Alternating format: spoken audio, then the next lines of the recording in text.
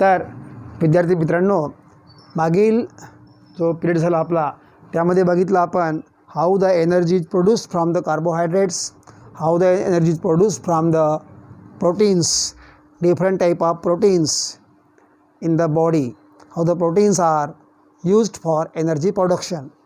या सगळ्या गोष्टीची एक एक मुद्द्यावर तुम्ही सखोल निरीक्षण करा, याच्या नोट स्वतः लिहा. मी ज्या प्रकारे बोलतो तुम्हाला सहज लिहिता येते, कारण मी फळ्यावर नोट पण केलेले बॅकबोर्डवरती. तुम्हाला तिथे स्पेलिंग पाहता येईल. काही नाही समजलं आणखी डबल पॉज करा, रिपीट करा, परंतु लिहून घ्या. तुमचे जे पुस्तक आहे याची हेल्प घ्या, पण तुम्ही नोट्स प्रिपेअर कराच. कारण तुम्ही नोट्स प्रिपेअर बरोबर कराल तरच तुम्ही क्वेश्चन बरोबर तयार कराल. तुमचं क्वेश्चन बरोबर असेल तर तुम्हाला याचं उत्तर पण इथून शोधता येईल. ठीक आहे, तर तुम्ही सगळ्यांनी याचं अतिशय काळजीपूर्वक सगळ्यांनी लक्ष देऊन करायचं आहे तुम्हाला सर्वांना. त्या पुढला सबस्टन्स आहे fats. What are the fats, how the energy is produce from the fats. आपल्या अन्नामधला तिसरा घटक फॅट्स. आपण दोन बघितले मागच्या पिरियडला, कार्बोहायड्रेट आणि प्रोटीन्स बघितले. आता बघूया आपण फॅट्स. सो पहिला प्रश्न आहे what are the fats. Substances form by special chemical bond. आता याची व्याख्या अगदी सोपी आहे. Fat are the substances they are form by the special chemical bond. त्यामध्ये स्पेशल केमिकल बॉन्ड असतो. कोणामध्ये असतो तो bond? Between fatty acid and alcohol. म्हणजे असं म्हणूया आपण fats are made up of only two substance. कोणते कोणते? दोन घटक आहे. कोणते कोणते? फॅटी ॲसिड, एक दुसरा कोणता आहे? Alcohol. So fats are made up of two substance, fatty acid and alcohol. कसं बनले असेल ते? By the special chemical bond. काय म्हटलं? By the special chemical bond. दोन गोष्टी इथं महत्त्वाच्या आहेत. That are called as fats. ठीक आहे, तर याला आपण एका वाक्यात कसं सांगू शकतो का बरं आपण? असं म्हणू आपण fats are made up of two components, fatty acids and alcohol. झाला पहिला मुद्दा. दुसरा, these are form by the special chemical bond. ही झाली माहिती. पण तुम्हाला हे समजायची व्याख्या लिहायची असेल तुम्हाला मग एका वाक्यामध्ये असं सांगावं लागेल. कसं? Substances form by special chemical bond between fatty acids and alcohol. ठीक आहे. त्यानंतर डायजेशन ऑफ फॅट्स. तुम्ही जेव्हा तुमच्या बॉडीमध्ये फॅट्स खाता, आता तुम्हाला सर्वांना माहीत आहे तुम्हाला कोणकोणत्या अन्नघटकात फॅट्स मिळतात, कोणत्या in which foods fats are present. Specially oily food, तूप वगैरे, ऑइल वगैरे खातो आपण, खातो की नाही? ग्राउंडनट वगैरे ऑइली आपण शीट खातो, त्यात तुम्हाला हे फॅट्स मिळतात.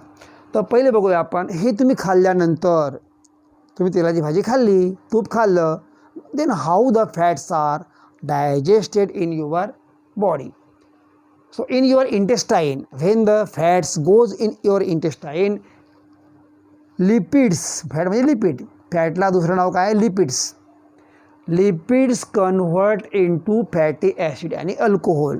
ज्यांचे हे बनले असतात, मग आताच पहिलं आपण fats are made up of fatty acid and alcohol. तर in digestion fatty acid and alcohol get separated. दोन्ही काय होतात? हे अलग होतात. ओके. त्यानंतर मग काय होते? मग फॅटी ॲसिड हे आपल्या उपयोगाचं आहे, अल्कोहोल तेवढं उपयोगाचं नाही आहे. मग fatty acid are absorb in the intestine blood and after absorption that are distributed, transported by blood and distributed in our body everywhere. बरोबर आहे. आणि मग बॉडीमध्ये, सेलमध्ये गेल्यानंतर मग they form different type of necessary substance. शरीराला आवश्यक असणारे विविध प्रकारचे सबस्टन्स इथे ते बनवतात. कोण? फॅट्स. तर फॅट्समधलं फॅटी ॲसिड खूप महत्त्वाचं आहे. ठीक आहे, जे पुढे आपल्याला उपयोगाचं आहे. आता बघूया आपण विच डिफरंट इसेन्शियल किंवा याला म्हणतो आपण necessary substance are produced in our body. म्हणजे फॅट्सला कोणकोणते विविध उपयोगी इम्पॉर्टंट सबस्टन्स फॅट्स तयार करतात. बघा आता याच्यामध्ये कोणते कोणते आहेत. तर पहिला आहे phospholipids. When from intestine, when fatty acids reaches to our all cells, first important substance is made. याचं नाव आहे फॉस्फोलिपिड्स. हे कुठे असते? For plasma membrane. तुमच्या बॉडीमध्ये सेल असते, सेल्सचं कवरिंग त्याला म्हणतो आपण प्लाझ्मा मेम्ब्रेन. त्याच्यामध्ये फॉस्फोलिपिडची आवश्यकता असते. ठीक आहे. तर आपली सेल मेम्ब्रेन हे लिपिड्स आणि प्रोटीनची बनलेली असते, बरोबर आहे. त्याच्यामध्ये फॉस्फोलिपिड पाहिजे आहे, त्याशिवाय हे बनणार नाही. म्हणून पहिलं काम आहे फॅटी ॲसिडचं कोणतं आहे? To form phospholipid of plasma membrane. दुसरा सबस्टन्स जो महत्त्वाचा आहे, जो फॅटी ॲसिडमुळे बनतो, त्याचं नाव आहे डिफरंट हार्मोन्स. तुमच्या बॉडीमध्ये जे हार्मोन्स आहेत, जे आवश्यक आहेत, कोणते कोणते हार्मोन्स आहेत?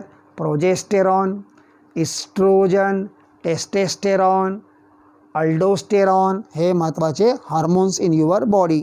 यांची माहिती आपण पुढल्या पाठामध्ये सगळं बघणार आहोत. तर fatty acid form different type of hormones. ठीक आहे. तिसरं महत्त्वाचं काम कोणतं फॅटी ॲसिडचं तुमच्या बॉडीमध्ये? ते आहे कवरिंग अराउंड नर्व सेल. तुमच्या बॉडीमध्ये सगळ्या प्रोसेसला कंट्रोल कोण करतो? Nerve cell. आणि नर्व सेलचं कवरिंग असते, ते covering is made up of fatty acids. ठीक आहे. आता पुढला मुद्दा आहे, तुम्हाला सर्वांना कळलं मग विच डिफरंट सबस्टन्सेस किंवा what are the functions of the fatty acid in our body. हे 3 फंक्शन तुम्हाला मी सांगितले. ठीक आहे. त्यानंतर जर तुमच्या बॉडीमध्ये, आता बॉडीमध्ये how much energy is produced from the fats when fats are oxidized in your body cells, that time how much energy is produced? So from 1 gram fats we get how much energy? 9 kilocalorie energy. किती मिळते? 9 kilo calorie energy मिळते. थोडंसं इथं मी पुन्हा एकदा मागे जातो. From 1 gram carbohydrate 4 kilo calorie energy. From 1 gram proteins 4 calorie energy. इथं कमी मिळते हां, आणि इथं जास्त मिळते. किती? From 1 gram fats 9 kilo calorie energy is produced. ठीक आहे. पण सगळ्याच फॅट्समधून एनर्जी प्रोड्यूस होत नाही, किंवा सगळ्याच फॅट्सची एनर्जीकरिता गरज पडत नाही. काही फॅट्स शिल्लक उरतात, त्याला म्हणतो आपण excess of fats. So what happens of excess of fats in your body? याचं काय होते? जास्तीचे फॅट जे उरतात शिल्लक एनर्जी प्रोडक्शन झाल्यानंतर सुद्धा. So that fats are stored in your special tissues. याचं नाव आहे ॲडिपोज कनेक्टिव्ह टिश्यूज. तुमच्या बॉडीमध्ये काय असतात? ॲडिपोज कनेक्टिव्ह टिश्यूज. या ठिकाणी एक्सेस फॅट्स आर स्टोर्ड. म्हणतो की नाही आपण तो माणूस फॅट आहे. फॅट काऊन आहे? Because there are adipose connective tissues. That tissues store the fats, and because of more adipose cells, adipose tissues, person become fat. प्रत्येक बॉडीमध्ये हे असते. तुम्ही ज्या ठिकाणी बसता की ना, आपली सीट ऑफ अवर वेस्ट, आपल्या कमरेखाली काय असते? सीट असते, जिथं आपण बसतो वगैरे, आहे की नाही? तर त्या भागामध्ये ह्या टिश्यू असतात.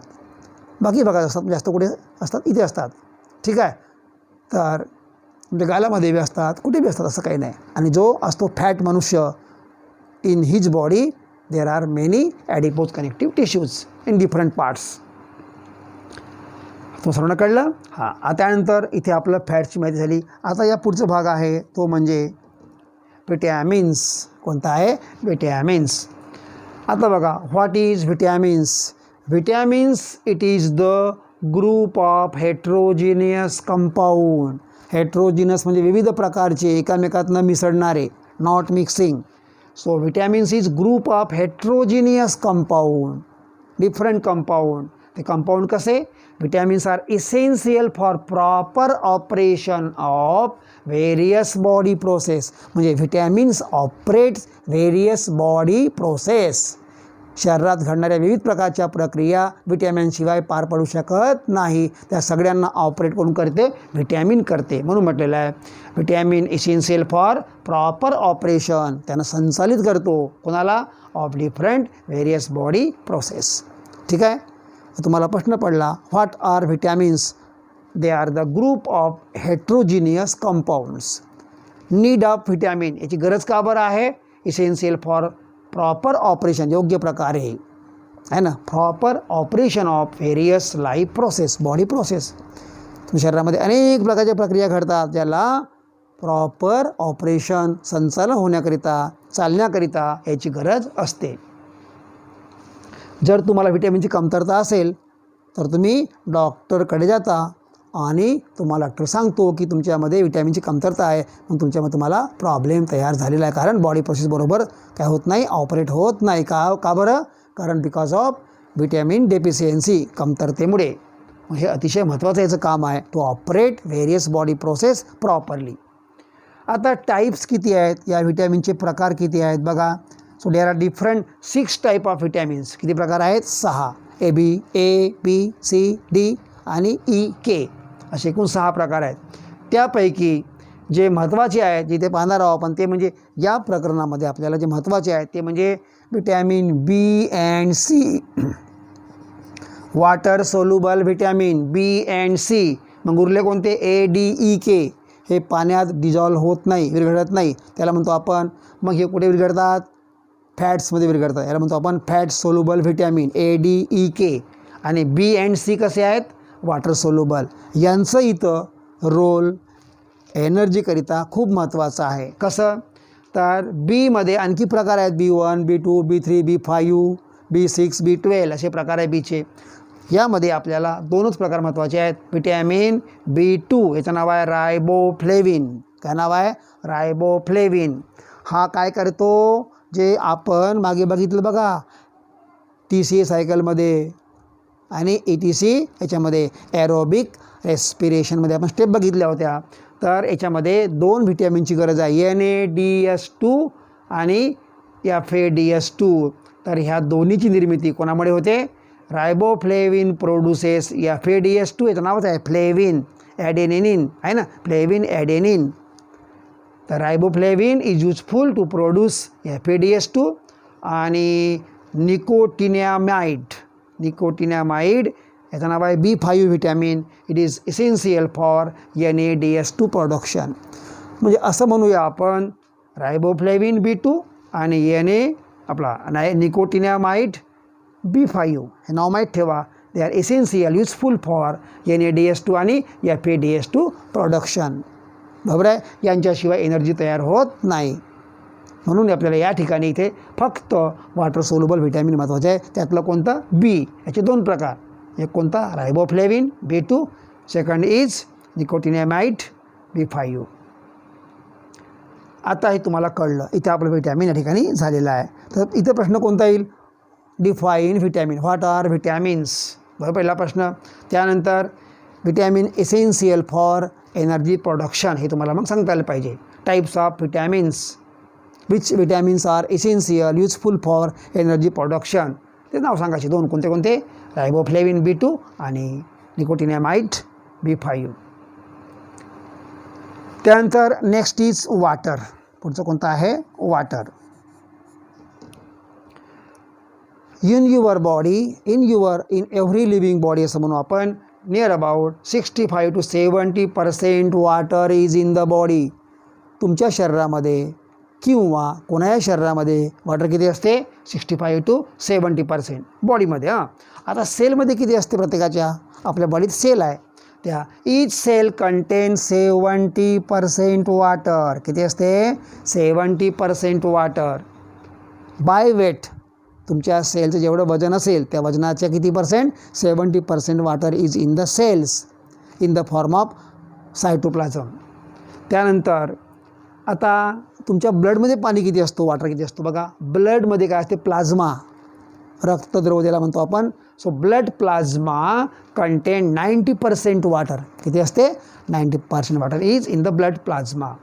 आता या ब्लडचा उपयोग काय आहे? या पाण्याचा उपयोग काय आहे? पाणी असते सेल्समध्ये, water is also in the blood plasma in the cell. याचा उपयोग काय? इम्पॉर्टन्स बघा. If your body loss little water, तुमच्या शरीरामधून कधी कधी पाणी निघून जाते घामा वाटे, केव्हा केव्हा तुम्हाला काय होते? लूज मोशन, पातळ शौच होतं की नाही टॉयलेट, त्यावेळेला पाणी निघून जाते. ते खूप घातक असते बरं, ती डेंजरस. कसं काय? Little loss of water disturb cell functions of different cell functions and therefore the whole body functions also disturb. कोणामुळे? Little loss of water. ठीक आहे. म्हणून water is very very important for our food. ठीक आहे. का सगळं असेल, तुम्ही कार्बोहायड्रेट घेतले, you eat carbohydrate, fats, proteins सर्व खाल्लं, विटॅमिन्स खाल्लं, परंतु समजा वॉटर कमी असेल तर सेलमध्ये काम होईल का? होणार नाही. म्हणून इट इज व्हेरी इम्पॉर्टंट. त्यानंतर फूड कॉम्पोनंट आहे, याचं नाव आहे फायबर्स. का नाव आहे? फायबर्स. आता फायबर्स आहे, it is present in your food. तुम्ही जे बी अन्न खाता यामध्ये काय असते? फायबर्स असते. आता fibres why they are important? For energy production, because without fibre no food digest. तुमचं अन्न पचू शकत नाही. जरी पचलंही तरी तुम्ही शरीराबाहेर टाकू शकत नाही, इजेशन होऊ शकत नाही. म्हणून fats are important.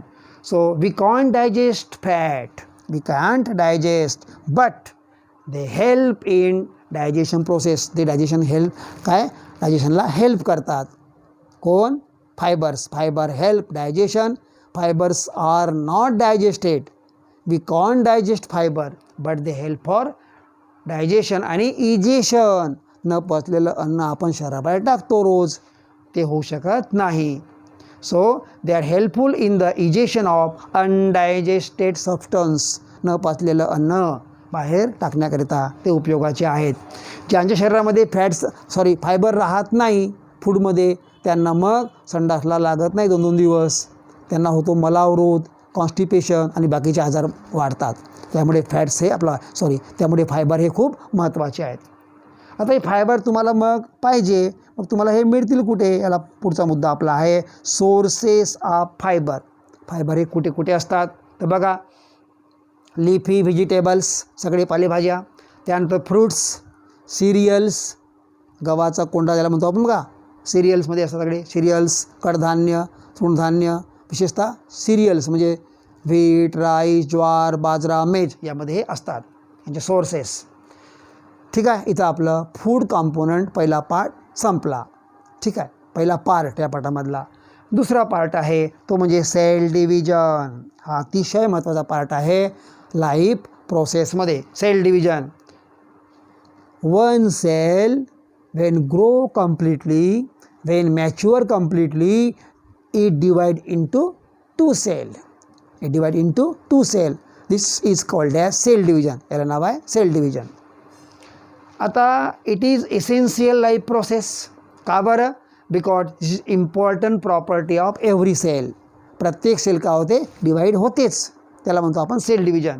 So it is important property of cell, because from this cell division it form new cells. नवीन सेल्स तयार होतो. नवीन सेल तयार कधी होईल? जर जुनी सेल डिवाइड होईल तर नवीन सेल तयार होईल ना. हां. So it is important property of cell to form new cells. आणि न्यू सेल तयार होईल म्हणजे काय होईल मग? न्यू सेलमधून न्यू ऑर्गॅनिझम तयार होईल. नवीन अपत्याचा जन्म होईल. नवीन सजीव निर्माण होईल. आता तुम्ही आपल्या आईच्या उदरात निर्माण झाले. कसे झाले सांगा बरं? कारण तुमच्या पॅरेंटच्या सेलचं काय झालं? डिव्हिजन झालं. नवीन सेल तयार झाल्या आणि म्हणून नवीन तुमची बॉडी तयार झाली. Okay. So it is important property. Because of cell division new livings are form, new cells are form, and because of new cells new organism is produced from the existing. म्हणजे जो जुना सजीव असतो त्यापासून नवीन सजीव तयार होतो. तो कोणामुळे? केवळ आणि केवळ बिकॉज ऑफ सेल डिव्हिजन. आता इथं एक गोष्ट महत्त्वाची आहे. In multicellular organism the organism grows and emaciated body cells can be restored. त्याच्यामध्ये body cells can be restored होऊ शकतात. आता आपण बघूया types of cell division. Cell division महत्त्वाचा भाग आहे, महत्त्वाची प्रॉपर्टी ऑफ द सेल. त्याशिवाय नवीन सेल निर्माण होऊ शकत नाही. अँड नवीन सेलशिवाय नवीन organism can not be produced. आता हे सेल डिव्हिजन हे प्रामुख्याने 2 प्रकारचे आहेत. टाईप्स ऑफ सेल डिव्हिजन हा आपला इथला पुढला मुद्दा असेल. Types of cell division. There are only 2 types of cell division. One is mitosis and second is meiosis. So first is mitosis, second is meiosis म्हणा किंवा मिओटिक सेल डिव्हिजन, त्याला म्हणतो सेल डिव्हिजन म्हणतो. सो आता पहिले पाहू आपण मायटॉसिस सेल डिव्हिजन कुठे घडते. Mitosis occur in somatic cell in your body. There are 2 type of cell. कोणते आहे? Somatic cell. तसं 3 प्रकार आहेत, मुख्य 2च आहे, सोमॅटिक सेल, दुसरा आहे germ cell. So mitosis occur in somatic म्हणजे कोणती सेल? तुमच्या बॉडीची जनरल बॉडी सेल्स, नाकातली, डोळ्यातली, कानातली, बाकी भागातली. स्टेम सेल आल्सो म्हणजे बॉडीमध्ये असते, बोनमध्ये वगैरे. सो या 2 सेलमध्ये कोणत्या कोणत्या? Mitosis occur in somatic cell and stem cell. Stem cell काय आहे, कोणत्या प्रकारची भानगड आहे, ते काय प्रकार आहे, तो आपण प्रकरण नंबर 9मध्ये किंवा 8मध्ये बघणार आहोत, 7-8मध्ये. ठीक आहे. तर तुम्ही इथं या वेळेला फक्त इतकं माहीत ठेवा, mitosis occur in general body cell, ज्याला म्हणतो आपण सोमॅटिक बॉडी सेल आणि स्टेम सेल. आणि meiosis occur only in germ sale.